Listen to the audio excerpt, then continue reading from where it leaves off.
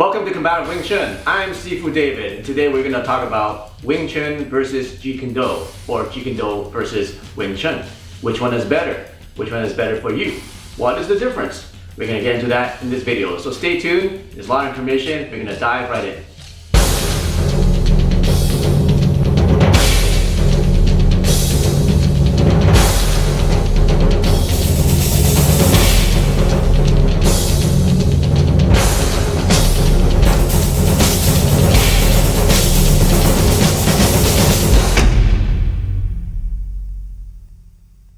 Let's talk about the stance of Jeet Kune Do. Jeet Kune Do stance is with your right foot forward, left foot in the back, almost in the line. Your left foot is out slightly and with your heel up. You can see that your heel is up like this, so that you're using the ball of your foot to launch forward, just like a track runner. Your body is slightly 45 degrees this way. Your front fist is in a low position with the elbow down, pointing at the opponent's target. So this is always a threat to your opponent. The backhand is here to protect any other attacks that are coming in. So that's the Jeet Kune Do stance. Here's the Wing Chun stance. The traditional stance is called a Yi Ji Kim Yo Ma, which is translated, which means the letter 2. The letter 2 is like this in Chinese, right? So the letter 2, Kim Yuan, which means squeezing on the sheep or the goat, and Ma means stance. So what they're basically saying is, imagine you have your legs squeezing a sheep between your knees. So the point of it is to keep the pressure inside of your legs here. The hands are in a Bai Zhang position. Bai Zhang, which means positioning it against the dummy. So they're all on the center line, and I'm facing my attacker square on. So we're going to talk about what the disadvantages and advantages of this stance. Now there's another Wing Chun stance, which is called the front leading one, which is similar, but now I just have one foot in the front. It could be the left foot, or it could be the right foot. Notice I switch stance. Okay? So if I switch to the front foot lead, now my right hand is in the front. Okay? So this is also similar to the crane stance. Reason is because crane is the forefather of Wing Chun. So either it's going to be right foot in front or left foot in front. But this is still protecting center line, and then I'm basically still square towards my opponent. I'm not turned sideways like this. So those are the two stances. I showed you the Jeet Kune Do, Bruce Lee's Jeet Kune Do stance, and I showed you the classical Wing Chun stance. Now, what is a stance? The stance outlines the strategy of the whole martial art. So let's take a look at Jeet Kune Do. Why is Bruce Lee stand like this? What is the strategy? Okay. Actually, Jeet Kune Do is backwards from Wing Chun and backwards from a lot of traditional martial arts. Jeet Kune Do, if you translate it into Chinese, means Jeet Kune Do, which means the way of the intercepting fist. Bruce Lee's strategy was to be able to intercept the fist and to beat the guy to the punch. He can do it because he's fast and he's quick, and he's probably one of the fastest attackers and the fastest martial artists that ever lived.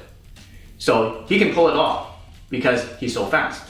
So can you train yourself to be as fast as him, or even partially as fast? If you can do that, then Jeet Kune Do might be a good strategy for you. So in Jeet Kune Do, let's get Will in here for a second. In Jeet Kune Do, I want to be able to beat him to the punch. Okay? Now, if I have my hand out here, it's already halfway to the target. Okay? And then when my foot is cocked here, I'm getting ready to launch an attack. So I want to be able to attack him before he attacks me. Okay? Because in a street fight situation, people are not going to get in a guard and dance around and wait for somebody to launch an attack. They're going to have their hands down most of the time, and then just come out and hit. So in a street fight situation, the reason that Jeet Kune Do is very good is because when he attacks, I want to hit him before he can even get his attack off. Okay? Thus the term Jeet Kune Do, intercepting fist. I am intercepting his fist, he's attacking, and I'm already there. Okay, so what it does, it takes lots of training to be able to read his body movements and also read movements that are not happening even before it's attacked. Because before somebody attacks, what does he have to do? Usually, they'll take a breath, right? And before they take a breath, before they attack, what do they need to do? They need to target you, right? And before they target you, what do they need to do? Their mind needs to be aware that they want to target you, okay? So in Chinese, we have the saying, before the body moves, the qi moves. Before the qi moves, the mind moves, okay? So if you can predict and you can read the person's intention, and you can also read his breath, which is the qi, then the body is easy to read because it's slower than everything else. So in Jeet Kune Do, you want to be able to train yourself so that if you can attack anytime you want. Okay, attack anytime you want. Okay, it looks like I'm just hitting him, but just attack anytime you want. So as soon as I feel that he's about to attack, as soon as I see, which is even slower, that he's about to attack, I actually have a lot of time to react to his attack. And because I'm in this guard, I'm already halfway there, right? I'm not starting from here. This is a longer distance. I'm already halfway there. Okay, let's move closer. I'm already halfway there. Instead from here, I'm already there. So it becomes a faster and more effective way to intercept and to use your speed and use your power to overcome the attacker. So we're talking about the strategy of Jeet Kune Do, which is to be faster than your opponent, cut him off with your fist, and be able to launch fast and to intercept his attacks. That is the strategy of Jeet Kune Do. And it worked very well for Bruce Lee because he is so fast and he's so non-telegraphic that you can't tell he's going to attack. And he's able to read his opponents so well that he can close in before the person can even think about attacking. Okay, so now let's talk about Wing Chun. What is the advantages and what are the strategies of Wing Chun? Well, actually it's backwards from Jeet Kune Do. Because in Wing Chun we stand like this. This is not the position you want to be in order to launch forward. Because it's not the fastest way to launch forward. Wing Chun is designed to actually pivot. That's why in Samkyo we do so much pivot. Because Wing Chun was designed to be fought on boats. Okay, so if you're asking which martial art is better, well, let's take a look at the martial art. Why was it invented? Why was it developed in the first place? Who used it when they developed it? What were they doing when they were using it? Well, Wing Chun was invented on boats and then perfected by the boat operas back in China. Okay, so what are boats? They're not stable, right? And there's lots of stuff lying around on the ground. You don't want to be moving around too much on a boat. You don't have that much space. So they designed a stance like this, a chain stance, to be able to operate and be able to counter people in a very small space. Now in northern China, they'll have a longer stance, okay, like this, because they use it for more kicks and they use it for jumping. They're able to jump off like rocks and things because they're not using it on a boat. They have more room to use their technique. So you have to look at the martial art. What was it used for, right? So Wing Chun, if you talk about classically, this is the stance. So it's opposite of intercepting his fist. What Wing Chun does, the strategy is to block and attack at the same time. Okay? So if he's attacking, I'm blocking and attacking at the same time. Or if it's straight, right? I want to block and attack at the same time. Okay? Which is pretty fast.